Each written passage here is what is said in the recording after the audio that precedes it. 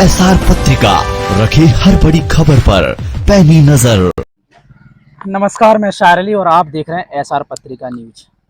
जैसे कि आपको ज्ञात हो, मध्य प्रदेश में इस समय 2023 विधानसभा चुनाव को लेकर कई प्रक्रियाएं चल रही हैं और सभी पार्टियां अपनी अपनी तैयारी में लगी हुई हैं कि किस प्रकार सत्ता हासिल की जाए। इसी बीच हमारा चुनावी भ्रमण चल रहा है और हम भारतीय जनता पार्टी के वरिष्ठ नेता मेघ सिंह गुर्जर जी के पास बैठे हैं और इनसे हमारी खास बातचीत आज रहेगी।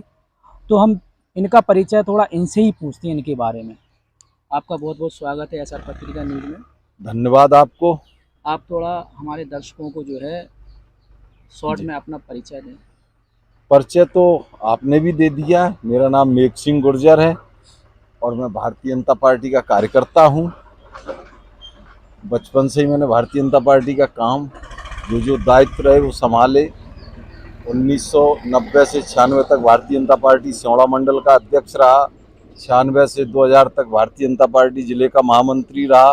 2000 से 2003 तक भारतीय जनता पार्टी का जिला अध्यक्ष रहा और बीच बीच में चुनावी मौके आते रहे। मैं चुनाव लड़के 2000 से 2005 तक जिला पंचायत सदस्य रहा, कृषि उपज मंडी का भी अध्यक्ष रहा और 13 में मैं मध्य प्रदेश राज्य विपणन संघ में चंबल संभाग से पहले डायरेक्टर चुना गया।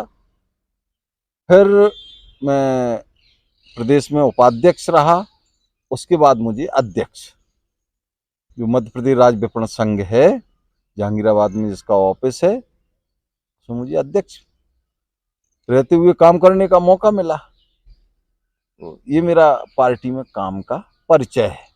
यानी कि लंबे समय से आप जुड़े हो। हाँ, मैं जब से जैसे कि अभी 2023 को लेकर जी भारतीय जनता पार्टी के जी कई जो है उम्मीदवारों की लिस्ट है वो दिन ब दिन लंबी होती जा रही है जी और हमारे चैनल का भी, हमारी टीम का भ्रमण चलता रहता है। तो इस बार सियोड़ा विधानसभा से क्षेत्रीय जो जनता है उसकी और भारतीय जनता पार्टी के जो कार्यकर्ता हैं उनकी क्षेत्रीय उम्मीदवार की मांग है। ये देखिए, आप कह रहे हैं कि दिनों दिन लंबी सूची बढ़ती जा रही है। भारतीय जनता पार्टी के लिए शुभ सूचक है। हमारे भारतीय जनता पार्टी की लोकप्रियता है, हमारे कार्यकर्ताओं की क्षमता है, लेकिन अब की बार सियोड़ा विधानसभा क्षेत्र की जनता की मांग और भारतीय जनता पार्टी के जो समस्त पदाधिकारी और कार्यकर्ता हैं उन सब का क्षेत्रीय व्यक्ति को, अपने बीच वाले व्यक्ति को उम्मीदवार बनाया जाए। वो कौन हो, क्या हो, वो भारतीय जनता पार्टी का कार्यकर्ता हो, ऐसा मानना है मेरा। जैसे कि आप भारतीय जनता पार्टी के कार्यकर्ता हैं जी तो मैं थोड़ा आपसे भारतीय जनता पार्टी के बारे में बातचीत करूंगा। जी बोला। इस पार्टी का जो है कब गठन किया गया, आपकी इस पार्टी का क्या इतिहास है, क्या इसकी विचारधारा है? देखिए, भारतीय जनता पार्टी की विचारधारा से पूरा देश परिचित है और भारतीय जनता पार्टी स्वयं में एक विचार है, राजनीतिक दल के साथ साथ एक विचार है। पहले इसका नाम भारतीय जनसंघ था। 1950 में जब आजादी के बाद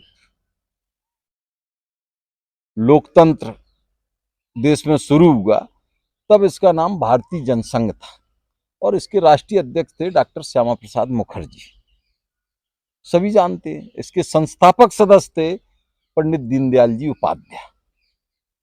वो भारतीय जनता पार्टी के आदर्श पुरुष हैं और एक विचार हैं, वो व्यक्ति नहीं है, वो महापुरुष हैं और विचार हैं। और उन्हीं के विचारों को लेकर के भारतीय जनसंघ से लेके आज भारतीय जनता पार्टी तक की यात्रा है। अब बीच में देश में 25 जून 75 को मीसा लगी, सारे राजनीतिक दलों के साथ मीसा में सबको अंदर किया गया। आपको पता ही होगा, आप पत्रकार हैं। जी बिल्कुल। और पूरे देश की जनता को पता है। और अभी हमारा जो मोदी जी के 9 वर्ष के कार्यकाल पूरा हुआ और 30 मई से 30 जून तक के जो कार्यक्रम चले उनमें 23 जून को हमने डॉक्टर श्यामा प्रसाद मुखर्जी का बलिदान दिवस मनाया व्यापक स्तर पर। 25 जून को जो मीसा लगी, मीसाबंदियों का सम्मान किया और वो काला दिवस था भारत के लिए, वो भी मनाया। देश की जनता को, क्षेत्र की जनता को, कार्यकर्ताओं को भली भांति अवगत है। अब उसके पश्चात एक जनता पार्टी का गठन हुआ, जनता पार्टी के नाम से कांग्रेस का सफाया हुआ, एक सरकार बनी और वो कम चली क्योंकि उसमें घटक दल शामिल हुए थे। तो फिर वो घटक दल अपनी अपनी जगह चले गए। तो फिर भारतीय जनसंघ से 6 अप्रैल 1980 में बॉम्बे में अधिवेशन हुआ और इसमें का नाम भारतीय जनता पार्टी रखा गया 6 अप्रैल 1980 से।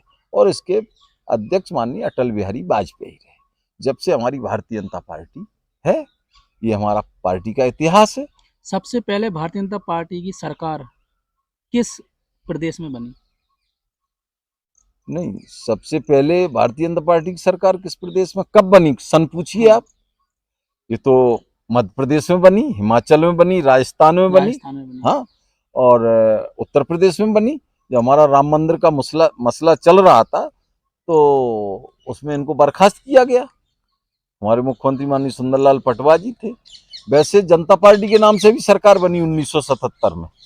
और फिर भारतीय जनता पार्टी की सबसे पहली सरकार मध्य प्रदेश, हिमाचल, राजस्थान और उत्तर प्रदेश में बनी। वहाँ के मुख्यमंत्री माननीय कल्याण सिंह थे। जैसे कि अभी आपने जो कहा, जो भारतीय जनता पार्टी के कार्यकर्ता हैं और क्षेत्र की जनता है जी, और हमारे सर्वे के अनुसार वो सत्य है जी, क्षेत्रीय कैंडिडेट की मांग की जा रही है। ठीक है। अब चूंकि सेवड़ा विधानसभा की अगर हम बात करें तो सेवड़ा विधानसभा में सबसे वरिष्ठ नेता जो भारतीय जनता पार्टी के हैं जी, वो गिने चुने नेता हैं। जी, तो उन गिने चुने नेताओं में से ही मेरा मानना है कि पार्टी मौका इस बार दे सकती है। देखिए, ये तो चुनाव समिति और भारतीय जनता पार्टी का संगठन तय करेगा कि किस कार्यकर्ता को हमें चुनाव लड़ाना है, किसको क्या जिम्मेदारी देना है। और पार्टी जो तय करेगी वो हम सभी कार्यकर्ताओं को स्वीकार है। और आपने जो बात रखी गिने चुने, ये बात ठीक है, आपको लगता होगा, पर मैं समझता हूं कि मेरा सेवड़ा विधानसभा में 4 मंडल हैं भारतीय जनता पार्टी के, और 4 मंडलों को लेकर के वरिष्ठ कनिष्ठ बहुत बड़ा परिवार है हमारा। ये हमारी पार्टी तय करेगी कि किसको क्या जिम्मेदारी मिलेगी। जैसे कि अगर मान लो पार्टी अगर आपको मौका देती है जी, वरिष्ठ होने के नाते, जी, तो आप क्षेत्रीय होने के नाते आपके सबसे पहले क्या लक्ष्य रहेंगे आपके क्षेत्र के विकास? नहीं, पार्टी मुझे मौका देती है, मैं तो पार्टी का कार्यकर्ता हूं और पार्टी के लिए सदैव निरंतर गतिशील, संगठन के लिए, जनता की सेवा के लिए तत्पर रहता हूं। अब आप हमारी व्यक्तिगत प्राथमिकता क्या है, जो हमारी पार्टी की प्राथमिकता है वो मेरी प्राथमिकता है, जो मेरे भारतीय जनता पार्टी की सरकार की प्राथमिकता है वो मेरी प्राथमिकता है। और मैं जनता और क्षेत्र के बीच का व्यक्ति हूं।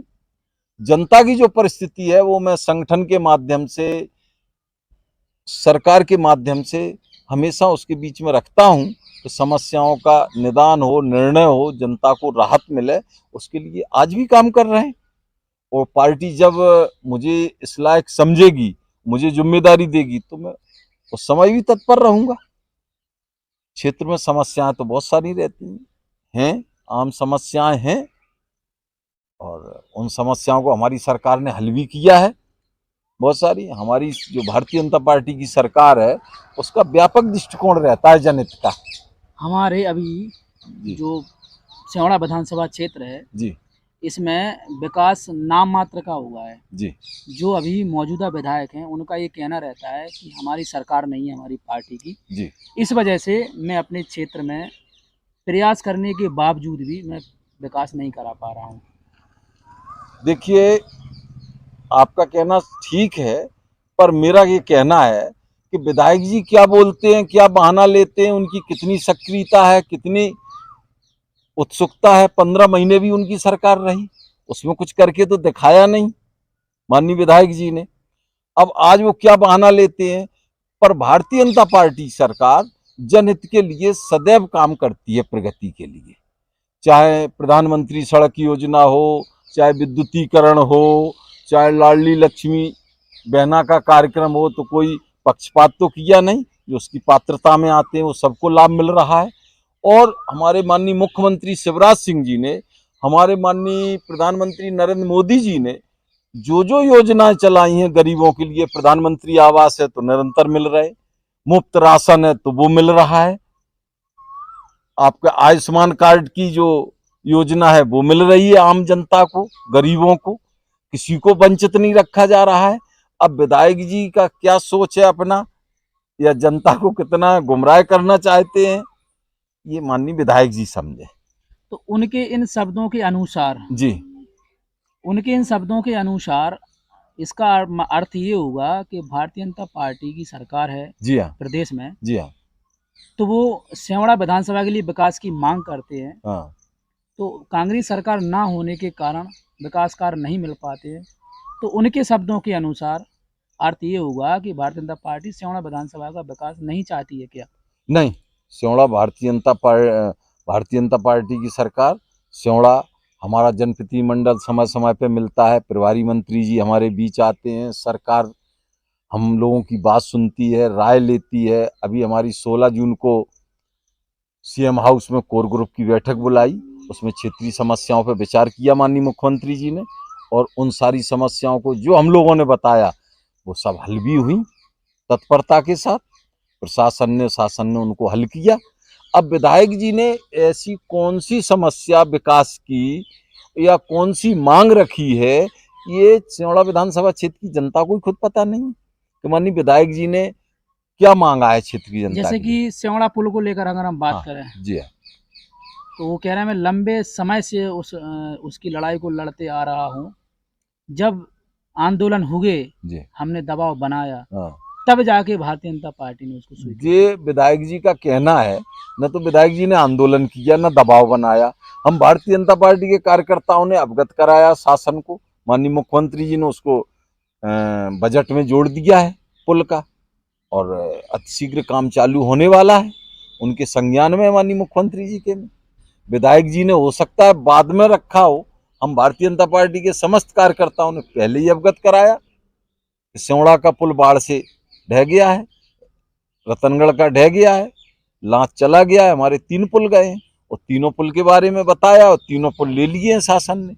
अब चूंकि प्रक्रिया लंबी रहती है, प्रक्रिया के तहत ही हर काम हो पाता है, तत्काल ये घोषणा हो जाती है, तत्काल निर्णय हो जाते हैं, लेकिन धरातल पर वो प्रक्रिया के तहत ही आ पाता है। जैसे कि सेवड़ा विधानसभा में सेवड़ा जो नगर है, जी वहाँ सबसे प्राचीन जी स्थान है सनकुआ धाम, जी हाँ जिले का सबसे प्राचीन धाम है। जी हाँ वहाँ की अगर आप व्यवस्था देखेंगे तो दयनीय स्थिति है। जी हाँ। उसको पर्यटक क्षेत्र में शामिल नहीं किया जाना चाहिए, उसका विकास नहीं होना नहीं, चाहिए। बिल्कुल किया जाना चाहिए, उसके लिए हम लोग प्रयासरत हैं, और उसको पर्यटक के लिए बीच में जब हमारी सरकार 3 में बनी थी, तो पर्यटक विभाग से आपने देखा वो रेस्ट हाउस बना है, जी। घाट बनने की योजना थी पर वो अधूरी रह गई किसी कारण से, और बीच बीच में हम लोगों ने वो पूरा प्रोजेक्ट को बना के माननीय मुख्यमंत्री जी को अवगत कराया और केंद्र सरकार को भी अवगत कराया, लेकिन वो प्रक्रिया के तहत है, प्रक्रिया में है, और सेवड़ा क्षेत्र की पहली मांग भी है, और सेवड़ा के समाज सेवी भी उसके लिए निरंतर लगे हैं, पर विधायक जी ने उसके लिए मुझे लगता है कोई प्रयास नहीं किया है। जैसे कि विपक्ष के नेता जी ये बार बार बोलते हैं कि सेवड़ा विधानसभा में, सेवड़ा हो चाहे वो इंदरगढ़ हो, यहाँ पर अगर कोई मूवमेंट होता है, राजनीतिक कोई बड़ा मूवमेंट होता है, तो यहाँ पर रुकने के लिए गेस्ट हाउस भी नहीं है। जबकि मध्य प्रदेश में 15 साल से जो है बीजेपी का शासन है और अभी तक ये विकास कार्य नहीं हो पाया है। नहीं, नेता प्रतिपक्ष गेस्ट हाउस की बात रहती है, हमारे यहाँ इंदरगढ़ और सेवड़ा में रेस्ट हाउस बहुत पुराने हैं, अब वो आउट ऑफ डेट हो गए हैं, इसलिए उनको बंद कर दिया है। अभी हमारे पीडब्ल्यूडी मंत्री माननीय गोपाल भार्गव जी आए थे, हम लोगों ने उनको अवगत कराया और उन्होंने उसको बजट में लिया है, या तो उनका फिर से जीर्णोद्धार होगा या नई बिल्डिंग को भी देंगे, वो हमको अतिशीघ्र देंगे। जैसे कि अभी आपने सुना, हमारे साथ जुड़े हुए हैं मेघ सिंह गुर्जर जी, जो कि भारतीय जनता पार्टी के वरिष्ठ नेता हैं और साथ में स्यावड़ा विधानसभा के क्षेत्रीय नेता भी हैं। तो मैं आपको एक बार क्षेत्रीय नेताओं की लिस्ट के बारे में थोड़ा बता देता हूं।